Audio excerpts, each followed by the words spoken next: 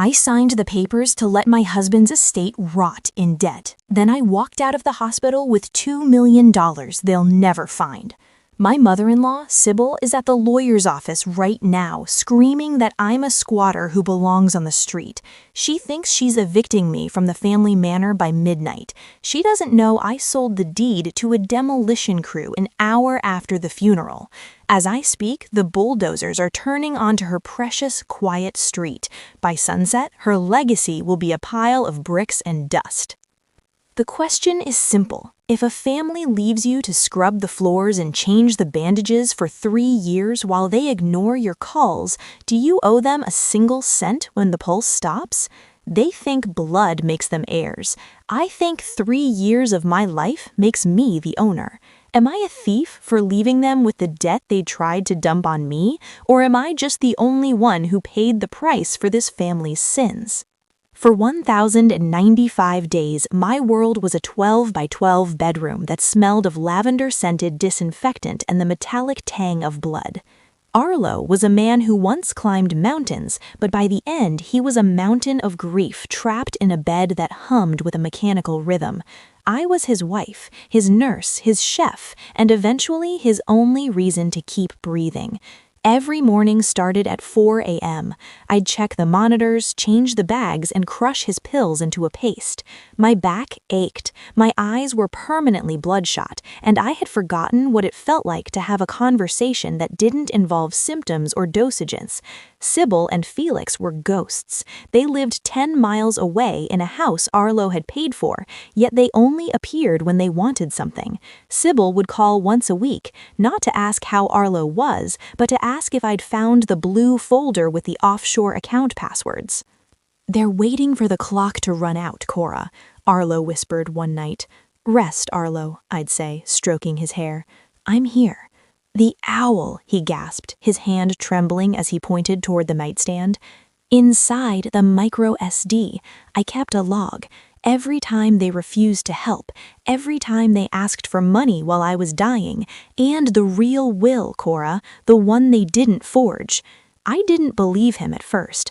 I thought it was the medication talking, but as the months dragged on and the bills piled up, the resentment began to boil in my veins.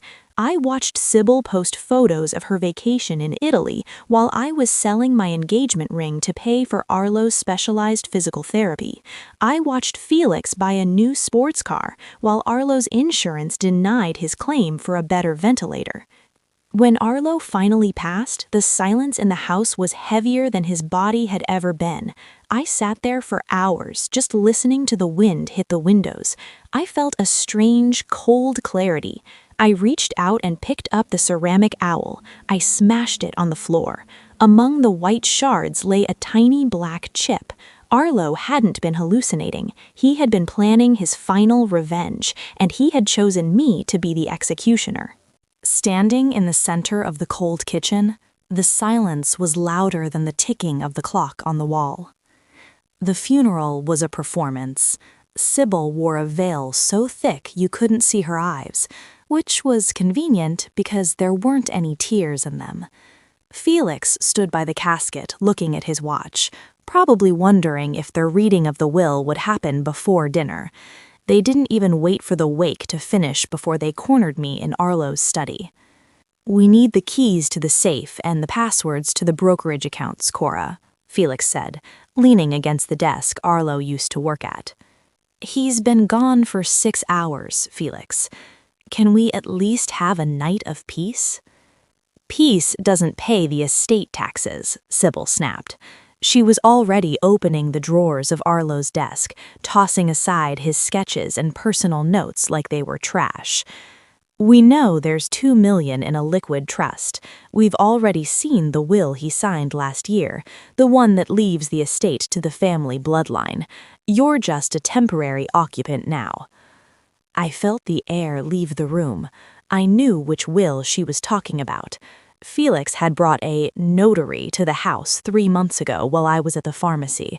They had forced a pen into Arlo's shaking hand while he was semi-conscious. "You mean the will you forced him to sign?" "Careful, Cora," Sybil said, her eyes narrowing. Accusations like that could lose you the small charity stipend we were planning to give you. You have 48 hours to pack." I walked out of the room without another word. I went to the guest bedroom and plugged the micro SD card into my laptop. The screen filled with folders. Videos Arlo had recorded on his phone when I wasn't in the room. Audio clips of Sybil telling him he was taking too long to die. And then the final document, a deed of gift dated 2 years ago, transferring the house and the trust to me entirely. I realized then that if I fought them in court, it would take years. I needed a faster way, a way that would leave them with the same emptiness I felt every time I looked at Arlo's empty bed.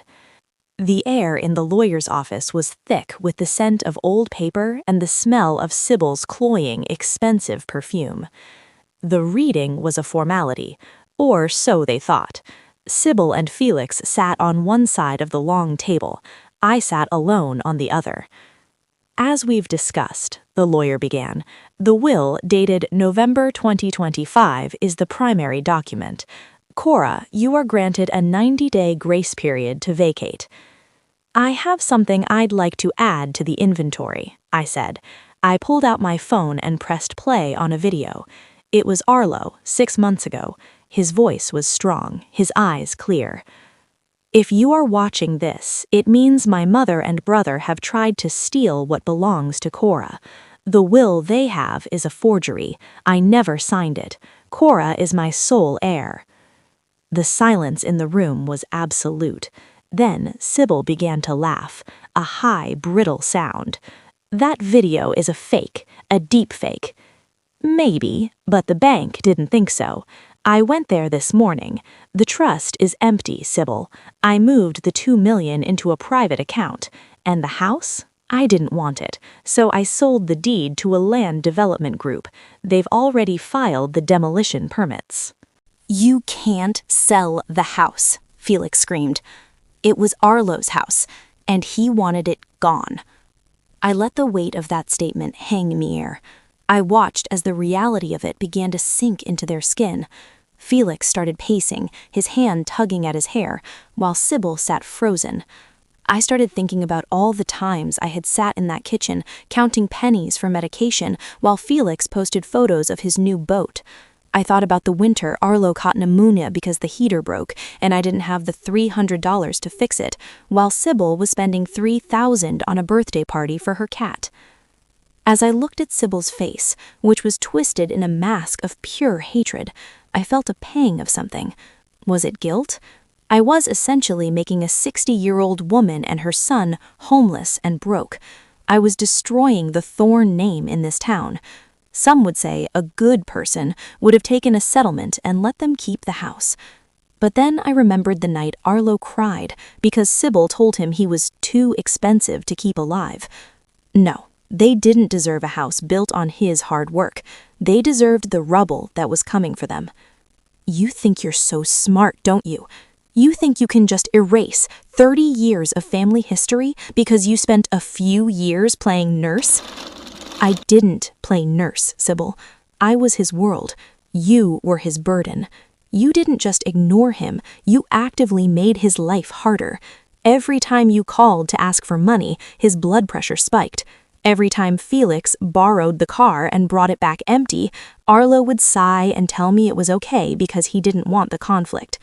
Well, the conflict is here now." I pulled out a second set of papers. These are the copies of the police reports for the embezzlement I mentioned earlier. I have the bank statements showing exactly where the money from Arlo's business went. It went to Felix's gambling accounts. It went to your plastic surgeries, Sybil. It went to everything except the man who was actually dying. "You wouldn't dare," Felix said, though his voice lacked conviction. "Try me," I replied. "I have nothing left to lose. Arlo is gone. My life for the last 3 years is gone. If I go down, I'm taking the Thorne name with me. I'll make sure every newspaper in this county knows that the distinguished Sybil Thorne was stealing from her dying son." Sybil slumped back in her chair. The fight was leaving her, replaced by a cold, calculating fear. She knew I had the evidence. She knew that Arlo had planned this with me. Every time she had mocked him for being weak, he was actually gathering the strength to finish her. I could see her brain trying to find a loophole, a way to spin this to their friends, but there was none. I had the truth, and I had the money. "We can make a deal," Felix said. His eyes darted toward his mother. "Just give us enough to cover the debts. We'll leave you alone." "You'll leave me alone anyway, Felix," I said, "because I'm moving, and you're staying here to watch the house fall. That's the only deal on the table." I watched them for a moment longer, savoring the way their arrogance had turned into a desperate, hollow silence. I remembered the nights I had begged them for help, just for one night of sleep, and how they had laughed and said I knew what I was getting into when I married him. I wasn't just taking their inheritance, I was taking their peace of mind. Every time they looked at a bank statement or a vacant lot, they would remember that the little nurse was the one who broke them. "The movers will be here for my things in an hour. I'd suggest you find a hotel before the gas is turned off. I've already canceled the utilities." I walked out of the office, the click of my heels on the marble floor sounding like a ticking clock. Behind me, I heard Sybil start to scream, a jagged, ugly sound that I knew would haunt Felix's dreams for years to come. I felt lighter with every step I took toward the exit. The weight of the Thorne family was finally off my shoulders, replaced by the heavy, solid certainty of the future I had carved out for myself. Standing on the sidewalk in front of the manor, the air felt crisp and smelled of damp earth and diesel exhaust. I didn't pack much, just Arlo's sketches, his favorite books, and the shards of the ceramic owl. I left the expensive furniture, the silver, and the paintings. They were just objects, and to me, they were stained with the memories of a family that didn't deserve them. As I walked down the driveway for the last time, I saw the first of the heavy machinery rolling down the street. Big, yellow excavators with teeth made of steel. Sybil was standing on the porch, screaming at the foreman, waving her forged will like it was a shield. The foreman just shook his head and pointed to the work order. Felix was in the driveway, frantically talking on his phone, probably realizing that the bridge loans he'd taken out against the house were about to be called in. Without the house as collateral, those loans were now high-interest personal debts that would follow him for the rest of his life. They looked small. For 3 years, they had felt like giants who held my life in their hands. They had controlled the narrative, telling everyone that I was a difficult wife who was keeping Arlo isolated. But now, without Arlo's money to prop them up, they were just 2 angry people standing on a piece of land they no longer owned. I watched as the first excavator bucket swung toward the gazebo, the one where Arlo and I had sat on our wedding day. It crumbled like it was made of matchsticks. Sybil let out a scream that sounded more like a wounded animal than a human being. It was the sound of her status, her pride, and her comfort being torn away in a single blow. I started thinking about where I would go. I had the 2 million, I had the freedom, but the silence in my soul was still there. I realized that revenge doesn't fill the hole that grief leaves behind. It just makes the edges of that hole a little smoother.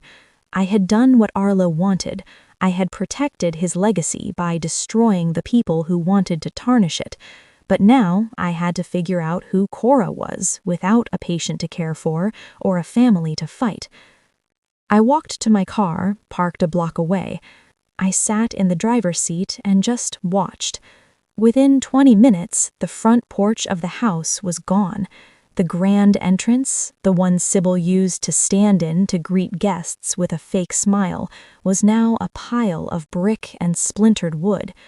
People from the neighborhood had gathered to watch. They whispered to each other, probably shocked to see the Thorne manor being leveled. They didn't know the truth. They didn't know about the lavender and the bleach and the nights Arlo spent crying because he felt like a burden. I felt a sudden urge to get out and tell them, to scream the truth so loudly that Sybil would never be able to show her face in this town again. But then I looked at the ceramic owl shards on the passenger seat. Arlo didn't want a public spectacle. He wanted them to feel the weight of their own choices. He wanted them to be forgotten. I started the engine and drove toward the coast, toward the small cottage Arlo and I had talked about buying before he got sick. It wasn't a mansion, it didn't have a legacy, but it had a view of the ocean and enough space for one person to start over. I thought about the gardens I would plant, flowers that didn't smell like a hospital. I thought about the dogs I would adopt, the ones Arlo always wanted but Sybil said were too messy. The $2 million sat in my account like a heavy weight. I knew I'd spend the rest of my life wondering if I'd gone too far. But then I thought about the 4 a.m. shifts. I thought about the sound of Arlo's breath catching in the dark. I thought about the way his family treated him like a bank account with a heartbeat. I thought about the 3 years I spent being a shadow, and I realized that it was finally time to step into the light. I stopped at a gas station 10 miles out of town. I bought a bottle of water and sat on the hood of my car, looking at the road ahead. For the first time in a long time, my heart wasn't racing with anxiety. There were no alarms to listen for, no medications to prep. The air was cold, but it felt clean. I looked at my hands. They weren't shaking anymore. I realized that the house was just wood and stone, but the trauma I had lived through was real. By tearing that house down, I wasn't just getting revenge. I was performing a surgery on my own life. I was removing the tumor that was the Thorne family.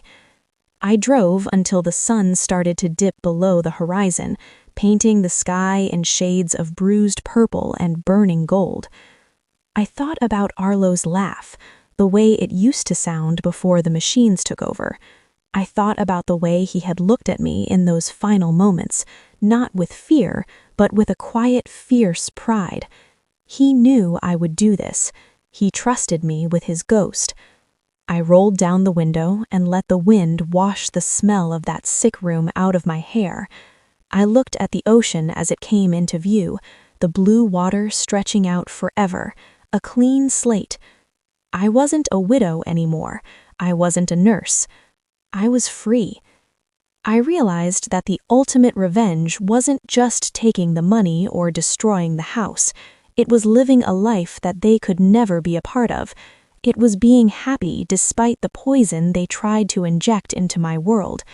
I pulled the car over to a cliffside overlook and took a deep breath of the salt air. We did it, Arlo. It's over.